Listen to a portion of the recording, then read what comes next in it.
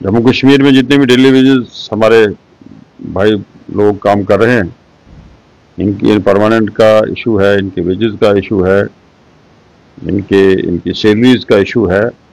ये सब सरकार के सामने है और सरकार वादाबंद है कि जम्मू कश्मीर में जितने भी डिपार्टमेंट में हमारे डेली वेजेस लोग काम कर रहे हैं, सरकार उनके लिए एक पॉलिसी बना रही है और मुझे उम्मीद है कि इंशाल्लाह फेज मिरर में हम उन तमाम को उनका हक देने में कामयाब होंगे। तरह से डेली वेजर्स की बात करते हैं ना, डेली वेजर्स की जो निगाहें हैं वो इन्हीं पर हैं कि डेली वेजर्स एक लंबे समय से सफर कर रहे हैं जम्मू कश्मीर में, और हम कहते हैं ना 60,000 डेली वेजर हैं, तो 60,000 डेली वेजर के साथ 60,000 परिवार है, एक बहुत बड़ा तबका है हमारे समाज में।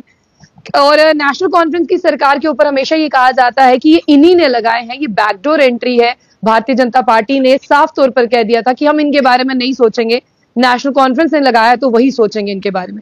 तो जावेद साहब, भारतीय जनता पार्टी ने तो कह दिया था कि हम नहीं सोचेंगे, अब आपकी सरकार आई है, आप क्या सोच रहे हैं डेली वेजर्स के बारे में? भारतीय जनता पार्टी ने और क्या सोचा है, सिवाय डिस्ट्रैक्शन के, सिवाय नफरतों के, सिवाय तबाही के। उनका तो ये मैंडेट ही नहीं है कि वो लोगों के हित में कोई बात सोचें, वो देश के हित में कोई बात सोचें। उन्होंने तो हमेशा तफरीक की राजनीति की है और देश को बर्बादी की तरफ धकेला है।